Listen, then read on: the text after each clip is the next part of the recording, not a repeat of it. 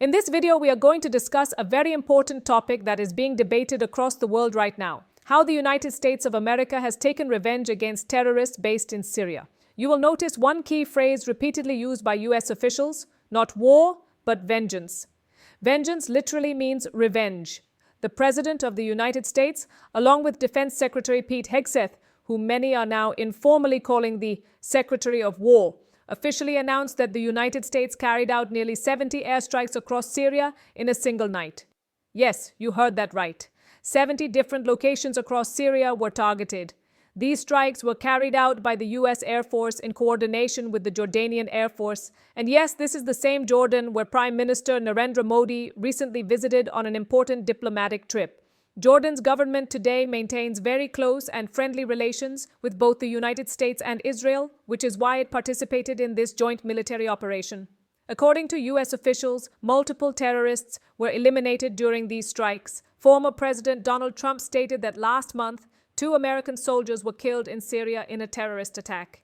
These airstrikes, he said, were conducted in direct response to that attack. So in retaliation for the deaths of 2 US soldiers, the United States launched heavy bombing across 70 locations inside Syria. Now, an obvious question arises: where did these fighter jets take off from?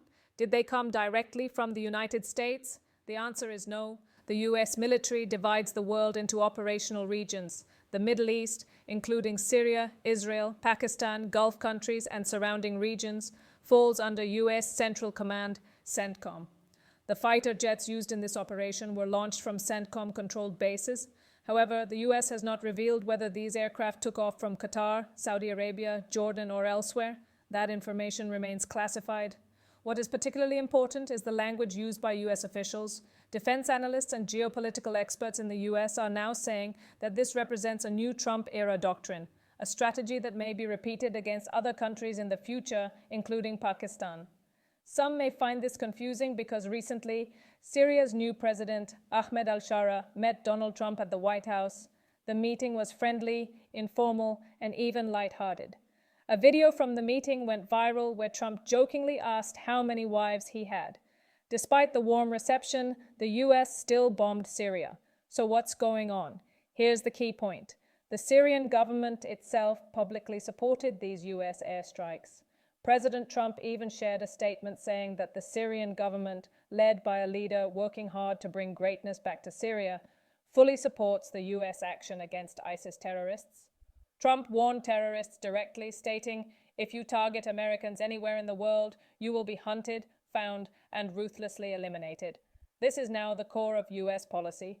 Friendly government? No problem. Terrorists threatening US interests? They will be struck, regardless of borders. We've seen this before. During the Obama administration, Osama bin Laden was hiding in Pakistan, a so-called major non-NATO ally of the United States.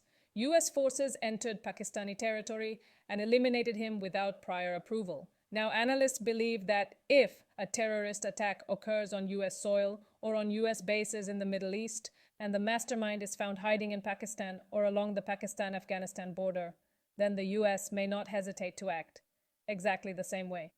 Trump could order airstrikes or special operations, and afterwards still say, "Pakistan's leaders are great people, great government, but terrorists had to be eliminated." This operation in Syria was conducted under the name Operation Hawkeye Strike. This strategy directly impacts India as well. The US is setting a precedent, showing how counter-terrorism operations will be conducted in the future. This aligns closely with India's own long-standing position on zero tolerance for terrorism. Defense Secretary Pete Hegseth made it clear: if you target Americans anywhere in the world, your remaining days will be spent knowing that the United States will find you and kill you. We are already seeing similar actions by Israel, which has conducted strikes far outside its borders. These kinds of operations are becoming more normalized in global geopolitics. Now, the big question: will 70 airstrikes bring peace to Syria? As Indians, we can only hope so. The people of Syria have suffered immensely for years. India has major stakes in Syria. India regularly sends humanitarian aid. India's public sector company ONGC has investments in Syrian energy reserves. India has recently re-engaged diplomatically with Syria's new leadership. If stability returns, it will benefit India as well. Going forward, remember this: The United States may strike any country, anywhere, if it believes its security is threatened, and still maintain diplomatic friendliness afterward. This is not war, this is vengeance-based counterterrorism. To truly understand what just happened in Syria, we need to zoom out and look at the bigger strategic picture. This was not just a retaliatory strike, this was a message not only to ISIS or terrorist networks operating in Syria, but also to states that tolerate, ignore, or quietly enable such groups. The United States is signaling that geography, sovereignty, and diplomatic niceties will no longer act as shields for those who threaten American lives. For decades, U.S. counterterrorism policy revolved around long wars, Iraq, Afghanistan, and extended troop deployments. Those wars cost trillions of dollars, thousands of American lives, and massive political capital at home. That model is now officially considered a failure. What we are witnessing today is the evolution of a new doctrine. No nation building, no prolonged occupation, no large troop presence, only precision violence, delivered quickly and decisively. This doctrine rests on three pillars: intelligence dominance, air superiority, political unpredictability. And Donald Trump, more than any modern U.S. president, has embraced unpredictability as a weapon. By striking Syria while simultaneously praising its leadership, the U.S. is creating strategic confusion, both for enemies and allies. The logic is simple. We are not your enemy, but if our enemy is hiding inside your borders, we will eliminate them, with or without your permission. This is why Syria's government publicly supporting the strikes is so critical. It allows Washington to say, "We respected the government. We targeted terrorists only. We acted in self-defense." At the same time, it establishes a dangerous precedent. Governments may lose control over what happens inside their own territory, even if they are technically allies. Now let's talk about Pakistan, because this is where the implications become far more serious.